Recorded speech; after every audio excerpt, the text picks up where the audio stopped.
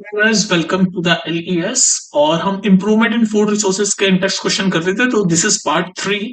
थोड़े से क्वेश्चन रहते हैं तो खत्म कर देते हैं टेक्स्ट क्वेश्चन, ताकि फिर हम एक्सरसाइज पे जा सके जल्दी से। ठीक है, तो क्वेश्चन नंबर 15 क्या कह रहा है, what are the advantages of composite fish culture. तो कंपोजिट फिश कल्चर का क्या एडवांटेज है ये पूछ रहा है आपसे। सिंपल सा क्वेश्चन है, तो पहले आपको ये पता होना चाहिए भाई कंपोजिट फिश कल्चर ये होता क्या है। तो ये सिंपल भाषा में समझाता हूँ। कंपोजिट फिश कल्चर मतलब डिफरेंट डिफरेंट ब्रीड की जो फिशेज है, अलग अलग ब्रीड भाई। जैसे डॉग्स में, हर किसी के एनिमल में अलग अलग ब्रीड होती है ना, तो जैसे फिश में भी डिफरेंट डिफरेंट ब्रीड होती है। तो डिफरेंट डिफरेंट ब्रीड की जो फिशेज हैं उनको एक ही जगह, एक ही पॉन्ड में या एक ही किसी वाटर बॉडी में ही उनको रेस करना, उसको बोलते हैं कंपोजिट फिश कल्चर। ये समझ आ गया? ये कंपोजिट फिश कल्चर क्या है composite fish culture? Different different variety या डिफरेंट डिफरेंट ब्रीड्स की फिशेज को एक ही जगह, एक ही पॉन्ड में, एक ही वाटर बॉडी में उनको रेस करना, उसी को बोलते हैं कंपोजिट। कंपोजिट मतलब इंग्लिश का वर्ड है, मतलब एक साथ। तो कंपोजिट फिश कल्चर मतलब सारी ब्रीडों को एक ही जगह रेस करना। अब ये पूछ रहे हैं कि भाई इस बात का एडवांटेजेस क्या है, क्या फायदा क्या है इस बात का। तो सबसे बड़ा फायदा ये है कि भाई जब बहुत सारी डिफरेंट डिफरेंट ब्रीड की फिशेस एक जगह होगी, तो उनके उनकी ये जो फीडिंग हैबिट है, उनके जो खाने की आदतें हैं वो भी अलग अलग होगी। तो इससे क्या होगा, जब उनकी खाने की आदतें, उनका जो भी कल्चर का स्टाइल है वो सब अलग अलग होगा, तो उसमें वो फूड में कंपटीशन उनका खत्म हो जाएगा। तो क्या हम पहला पॉइंट क्या बोल सकते हैं कि it avoid competition for food between them. It avoids it avoid competition for food between, ये शॉर्ट में लिखा मैंने बिटवीन। ठीक है, तो पहला तो एडवांटेज ही हो सकता है। दूसरी बात ये कि भाई बहुत सारी स्पीसीज की फिशेस एक जगह है, तो जो फूड जो है वो सारा फूड आपका यूज हो जाएगा विदाउट कंपीटिंग। भाई हमने जितना भी फूड डाला वो सारा यूज हो जाएगा, क्योंकि कुछ वैरायटी वाली कुछ खा जाएंगे, कुछ वैरायटी वाली कुछ खा जाएंगे, तो सारा कहीं ना कहीं यूज हो जाएगा विदाउट वेस्टिंग और without competing with each other. तो क्या बोल सकते हैं हम, all the species together use all the food, all the species, fish की all the species together use all the food in the pond without competing। ये तो हमने फर्स्ट पॉइंट में लिख दिया, इन द पॉन्ड। तीसरा पॉइंट आप क्या बोल सकते हो, तीसरा एडवांटेज क्या बोल सकते हो कि भाई इसकी वजह से क्या होता है कि जो फिश की यील्डिंग होती है, ये शब्द बार बार यूज करते हैं ये लोग, फिश यील्ड। फिश यील्ड ये इंग्लिश का शब्द है, यील्ड मतलब फिश ईल्ड। फिश ईल्ड मतलब फिश का प्रोडक्शन ज्यादा हो जाएगा। तो इस वजह से क्या होगा, इट इंक्रीजेस द, ऐसे आप ये बोल सकते हो, it increases the total fish yield from the pound. It increases the total fish yield from the pound. ठीक है, समझ आ गया ना? फिश यील्ड मतलब फिश प्रोडक्शन, मतलब फिश प्रोडक्शन, जो भी इस पॉन्ड में जो फिश का प्रोडक्शन हो रहा है वो बढ़ जाएगा। जो कि अच्छी बात है भाई, हम तो फिश की यहाँ पर रेजिंग ही कर रहे हैं, तो जितनी ज्यादा फिश का प्रोडक्शन होगा वो अच्छी बात है। तो इसलिए कंपोजिट फिश कल्चर की एडवांटेज है फिश यील्ड मतलब फिश प्रोडक्शन। ठीक है, समझ के बाद नेक्स्ट देख लेते हैं क्वेश्चन नंबर 16। क्वेश्चन नंबर 16 कह रहा है, which is a second last question of intex questions. कह रहा है, what are the desirable characters of the bee varieties suitable for honey production. Question समझ आया? तो मैं क्वेश्चन ये सीधी सी बात बोल रहा है कि भाई डिजायरेबल करेक्टर कौन कौन सा, मतलब कौन से ऐसे करेक्टर हैं, अच्छे करेक्टर हैं, जिससे हम बोल सकते हैं, किसके अच्छे करेक्टर की बात कर रहा है, बी वैरायटी, बी यानी कि मधुमक्खी की वैरायटी के ऐसे कौन कौन से करेक्टर हैं। डिजायरेबल मतलब अच्छे करेक्टर हैं जिससे कि हनी का प्रोडक्शन हो। भाई बेसिकली हम बी, बी का काम क्या है, बी का काम ये है कि वो हनी प्रोड्यूस करे। तो ये कह रहा है वो उन जो भी बी की वैरायटीज है उनके वो कौन से करेक्टर होते हैं जिसको हम कहते हैं कि डिजायरेबल करेक्टर है, मतलब ये अच्छे करेक्टर है उन बीज के, जिससे कि वो हनी का प्रोडक्शन करें। तो कौन से अच्छे करेक्टर होते हैं बीज के जिससे वो हनी का प्रोडक्शन करते हैं। तो हम कैसे पहचानते हैं कि भाई ये करेक्टर अच्छा है बी का और हनी प्रोडक्शन अच्छे से होगा। तो भाई देखो, पहला डिजायरेबल करेक्टर हम ये बोल सकते हैं कि जो बी है ना, उसकी हनी प्रोडक्शन कैपेसिटी ज्यादा होनी चाहिए। तो बिल्कुल सिंपल सी बात हो गई, तो कॉमन सेंस वाली बात हो गई कि बी की हनी प्रोडक्शन कैपेसिटी अच्छी होनी चाहिए। तो जो भी वो बी की वैरायटी है, bee should have should have good capacity. भाई हर हर वैरायटी की बी की अलग अलग कैपेसिटी होगी ना हनी प्रोडक्शन की। तो अच्छी डिजायरेबल कैरेक्टर कौन सा होगा बी का, कि जो वो बी होगी उसके उसके अंदर good capacity of honey production की। तो bee should have good capacity of honey production.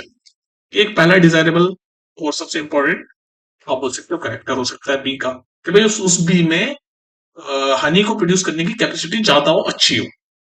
उसके बाद आपका जो भी स्टिंगलेस होती है, मतलब वो स्टिंग होती है ना डंक मारने वाली, तो स्टिंगलेस वाली जो बी होती है और अच्छे से जो ब्रीड होती है, वो आपका हनी अच्छे से प्रोड्यूस कर सकती है। तो हम सेकंड पॉइंट क्या बोल सकते हैं, बी शुड बी स्टिंगलेस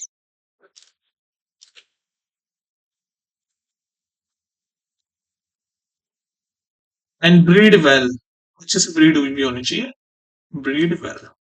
तीसरा पॉइंट हम क्या बोल सकते हैं, कौन सा अच्छा कैरेक्टर हो सकता है बी का, कि वो जो है ना, तो जैसे कुछ भी क्या होती है, बिहाइव होता है ना आपका, बिहाइव मतलब बिहाइव का मतलब समझते हो ना, हिंदी में क्या बोलते हैं बिहाइव को, मधुमक्खी का छत्ता, छत्ते को इंग्लिश में बोलते हैं बिहाइव। तो एक और करेक्टर डिजायरेबल करेक्टर बी का ये हो सकता है कि वो बी जो होगी ना, वो बिहाइव में ज्यादा टाइम स्पेंड करे, ये ना हो कि वो इधर उधर उड़ती रहे। तो ये एक अच्छा करेक्टर होगा बी का कि वो बिहाइव में ज्यादा टाइम स्पेंड करे। तो हम क्या बोल सकते हैं कि bee should be able to stay in beehive, beehive मतलब छत्ता, in beehive for long periods, for long periods या लॉन्ग टाइम। समझे की बात। तो ये सारे जो करेक्टर है ना बी के, ये सारे करेक्टर ये अच्छे करेक्टर है बी के, और इससे हनी प्रोडक्शन हम बोल सकते हैं कि यार अगर इस तरह के करेक्टर है बी में तो हनी प्रोडक्शन अच्छे से होगा। तो क्या है पहला करेक्टर, क्या बताया मैंने, कि भाई जो बी है, जिस वैरायटी की बी हम यूज कर रहे हैं, ब्रीड कर रहे हैं, उसकी कैपेसिटी ज्यादा ही होनी चाहिए, नेचुरल कैपेसिटी उसकी ज्यादा होनी चाहिए हनी को प्रोड्यूस करने की। दूसरी बात क्या हो सकती है, दूसरा करेक्टर क्या हो सकता है, कि वो स्टिंगलेस हो और अच्छे से ब्रीड, मतलब ब्रीड हो रखी हो, तो फिर आपका हनी अच्छा प्रोड्यूस करेगी वो। तीसरी करेक्टर क्या होगा, कि बी जो है, जो भी बी होगी वो बिहाइव में, यानी कि छत्ते में थोड़ा ज्यादा देर तक रुकेगी, है ना, इधर उधर उड़ रही, छत्ते पे रहेगी तो अच्छा हनी का प्रोडक्शन होगा। ठीक है, तो ये सारे डिजायरेबल करेक्टर है बी के, जो कि आपका हनी का प्रोडक्शन अच्छे से करेगी। ठीक है, नेक्स्ट देख लेते हैं। चलिए लास्ट क्वेश्चन इन टेक्स्ट का, खत्म हो रहे हैं टेक्स्ट क्वेश्चन हमारे। What is pasturage and how is it related to honey production. तो पूछ रहा भाई पास्चरेज क्या होता है और ये हनी प्रोडक्शन से कैसे रिलेटेड है। तो हम समझ लेते हैं वर्ड पास्चरेज क्या होता है। तो आसान भाषा में समझाऊंगा, पास्चरेज मतलब जहां पर आपकी, देखो सुनो, जहां पर आपकी बहुत सारी बीज रखी हुई होती है ना, उस जगह को बोलते हैं अपियरी। क्या बोलते हैं, जहां पर बीज आपकी रखी होती है, बीज का जहां पर आपका बोल सकते हो ब्रीडिंग हो रही होती है, जहां पर बीज को कलेक्ट किया जाता है, बहुत सारी बीज होती है, उस जगह को हम क्या बोलते हैं, उसके लिए वर्ड क्या है, अपियरी। तो अपियरी के चारों तरफ, जहां पर बीज है उसके चारों तरफ क्या होगा, फ्लावर्स होंगे, प्लांट्स होंगे, ट्रीज होंगे। तो ये जो अपियरी है, जहां पर बहुत सारी बीज इकट्ठी रह रही है, उसके आसपास का जो एरिया होता है, जहां पर फ्लावर्स, प्लांट्स, ट्रीज होंगे, उसको बोलते हैं पास्चरेज। समझ आ गई, तो क्या बोलेंगे, pasturage includes the flowering plants, tree found around the apiary. Apiary का है जहां पर बीज रखे हुए हैं। तो क्या सबसे पहला क्वेश्चन जो पूछ रहा है, व्हाट इज पास्चरेज, वो क्या होगा। पास्चरेज, पास्चरेज includes includes the plants, flowers, trees around the apiary। और अपियरी शब्द समझ रहे हो ना आप, अपियरी क्या है ये भी पता होना चाहिए आपको। अपियरी मतलब जहां पर बीज, वो जगह जहां पर बहुत सारी बीज इकट्ठी हो रखी थी, बीज ब्रीड होती है, उसको हम बोलते हैं अपियरी। तो पास्चरेज क्या है, पास्चरेज अपियरी के आसपास का जो एरिया होता है, जहां पर फ्लावर है, प्लांट है, ट्री है, उसको बोलते हैं पास्चरेज। ठीक है, तो पास्चरेज समझ आ गया, अपियरी भी समझ आ गया आपको। अपियरी मतलब जहां पर बीज बहुत सारी कलेक्टेड होती है। ये पूछ रहा है कि भाई ये हनी प्रोडक्शन से कैसे रिलेटेड है पास्चरेज।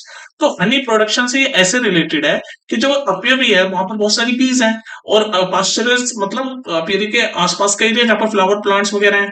तो जो बीज है वो इन फ्लावर से ही तो नेक्टर, पॉलन्स वगैरह कलेक्ट करती हैं। ये जो अपियरी जहां पर बहुत सारे बीज हैं, उसके आसपास का जो एरिया होता है, जिसको हम पास्चरेज बोलते हैं, उसमें जो फ्लावर्स वगैरह होते हैं, उन्हीं से तो बीज क्या करती है, नेक्टर कलेक्ट करती है, पोलन कलेक्ट करती है, जिससे कि क्या बनता है, हनी बनता है। हनी क्या बनता है, फ्लावर के नेक्टर और पोलन से ही तो बनता है।